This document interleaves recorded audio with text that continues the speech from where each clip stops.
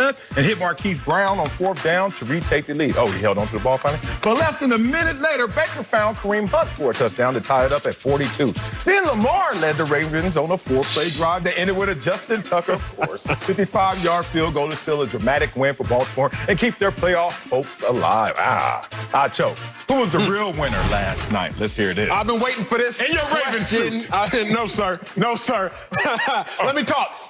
The real winner was the Cleveland Browns. The real winner was the Cleveland Browns, and I am so happy for the Cleveland Browns fans, happy for the dog pound, happy for the Browns faithful. Marcellus, think about this for 1 second. The Ravens winning got them closer to the playoffs. But the Browns competing the way they did got them closer to the Super Bowl. The Ravens winning got them closer to the playoffs, but the Browns competing the way they did got them closer to the Super Bowl. In football, you've said it, I've said it, anybody that's played at a high level knows it. You got to win 2 games. You have to win the game on the field, the game on the scoreboard, that is. But you always and you also have to win the game within your mind, the game within your head. Before you even get onto the field, you can't defeat yourself.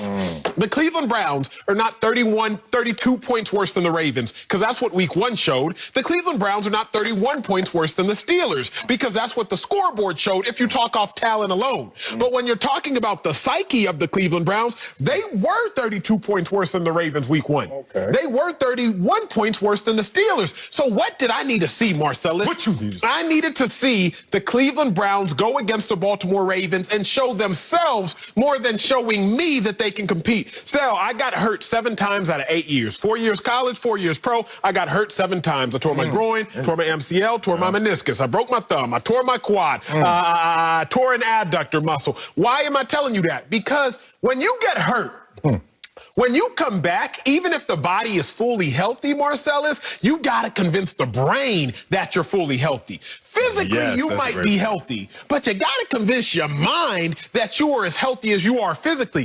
The Baltimore Ravens, the Cleveland Browns are good, but they got to convince themselves that they're good. And that game yesterday finally convinced themselves that they are as good as a team like the Baltimore Ravens, which week 1 the scoreboard did not show. So that's why, for me, I understand the Baltimore Ravens won the game. Good for them. They're closer to making the playoffs. But the way which the Browns competed, it showed that they're closer to making the Super Bowl. Okay. The real winner last night was the team that won the actual game, the Ravens. Like, the question is so simple. I don't know why you got so philosophical. I had to get deep. Who the real winner? I had to get deep. The real winner is the obvious winner, the one that won the game, the Baltimore Ravens, and Lamar Jackson at the quarterback position. But I will go to your argument first, just to cancel it out real quick. The Cleveland Browns looked good last night. Look great. Yeah, they look good. In the game of greats, they look good. They look better than. They improved from week 1. All right, I chose. But you know what? Good is not good enough in this league. If you're going to make it to the playoffs and make some noise, you need more if you're the Cleveland Browns. We saw the Cleveland Browns go out there yesterday, give a valiant effort. Looked like, Baker Mayfield had some stats, even though he didn't really have the moments to support those same stats.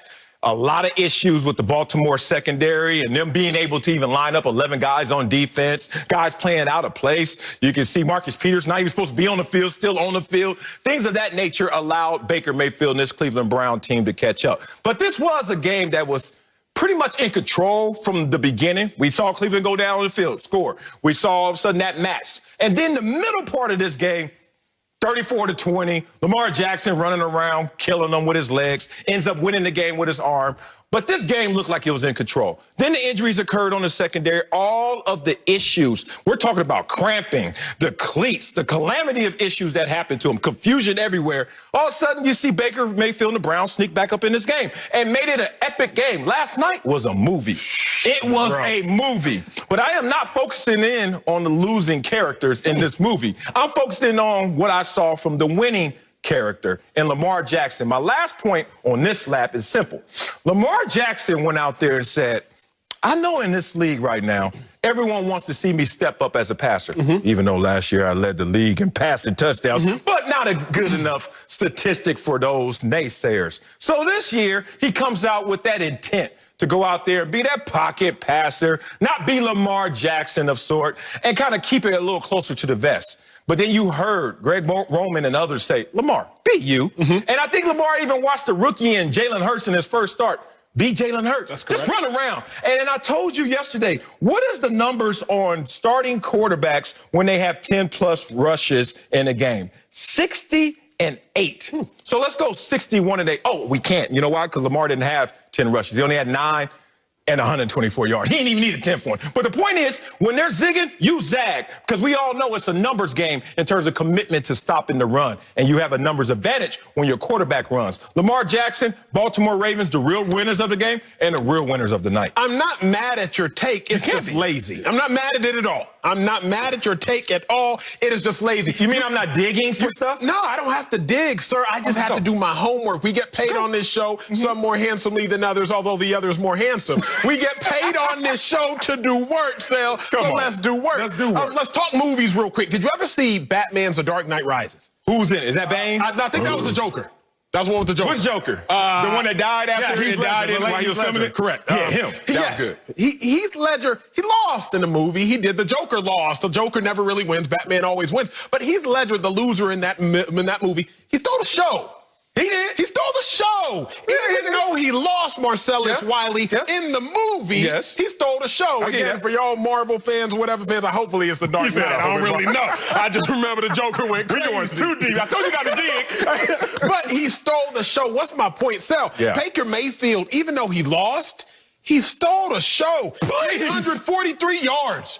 3 total touchdowns after he threw that interception, because he did throw an interception. I'm not going to act like Baker was without blemish. Don't act like that wasn't an afterthought. After he threw the interception, he went 12 for 15, 151 yards, 2 passing touchdowns and a rushing touchdown. Browns went down by 13 points, came back to take the lead in the fourth quarter. If not for the greatest field goal kicker of all time, that is Justin Tucker. Shout out to my Longhorn alum, same draft, same recruiting class. Shout out to my dog.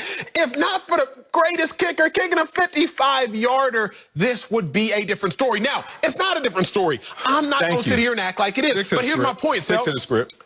The Ravens weren't going to win the AFC. The Ravens weren't going to win, excuse me, the Browns weren't going to win the AFC. The Browns weren't going to outdo the Chiefs. Right? You have I don't know, but the Pittsburgh Steelers, we thought the division was over. But even still. And the Steelers has come back to the Browns were going to be hard-pressed to even win the AFC North. Okay, now we're talking. They weren't going to win the AFC, hard-pressed to win the AFC North. So what could they have accomplished statistically yesterday? Minimal to nothing. Statistically, the Browns weren't really about to accomplish a lot, but what did they actually accomplish? Everything. Bro, I was in Cleveland 2012. I've told you this story. Let me tell y'all again. I get drafted there.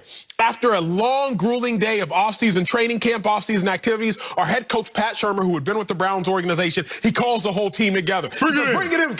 There it is. There it is. Bring it in. Bring it in, guys. Fists up, fists up, fists up. We all up there. He said, hey, gentlemen, if y'all continue to practice like this, if y'all continue to prepare like this, we'll look up at the end of the season, we'll be 13-3. We'll be 14-2. Everybody's kind of like, Wait, did you just say if we're perfect, we're still going to lose games? I'm thinking to myself, did he just try to hype us up but say, even if we're perfect, we're going to lose? Marcellus, you have to understand, if you've been in Cleveland, if you've practiced at 76 Lou Groza Boulevard, if you've been a Browns fan, you realize there is a losing mentality. You walk on the field against the Steelers and the Ravens and you're like, we can't even win. What I'm telling you is, that mentality is no longer there based off the game yesterday. The mentality of Baker Mayfield being a losing quarterback, no longer there after the game yesterday. Congrats to the Ravens. They won on the scoreboard. But you know as well as I do, winning in the head, winning in your mind, it will be more important the next time around. I see what you're trying to do right here. You're using my take so I can support what you're saying. Don't make my good take using your take. The dual scoreboard is my take. Okay, it is. It's my take. Give me that. He stole my take. Damn it. And now you're trying to make me support it. It doesn't work all the time. It just works when I say my take. Now, right now, I caught you. What you do? You right now sound like so many losers out there in this world. They try to make losing an intangible. When losing is tangible. Losing is tangible. It's not about just mentality. It's not just about culture and the abstract. It is a tangible. Do you have the talent? Do you have the buy-in? Are you prepared? Did you execute? Tangible things that we can actually go out there and see results manifest. You try to make it about these abstract things. So in a losing performance, how in the hell do you now come to the realization that you're a winner? It makes no sense. Look, tell me if this is a losing opportunity for confidence as you try to make it. Baker Mayfield is 1-8 in his career when he has 40 or more pass attempts. 1-8. Last night he had a career high 47. So you have a quarterback when you actually say, win us the game. Please, Baker, do it. We tried it 9 times. How has that worked out? 1 victory. Tell me if this is a losing opportunity for confidence in a winning situation, as you tried to say. The team is now 3-3 when he throws a pick. Oh, did he throw a pick again last night? How is this a winning moment, as Acho wants to say, when you lose again at home? They lost at home. You know, there was. I actually saw the dog pound there, like a little kennel, small version, but it was still.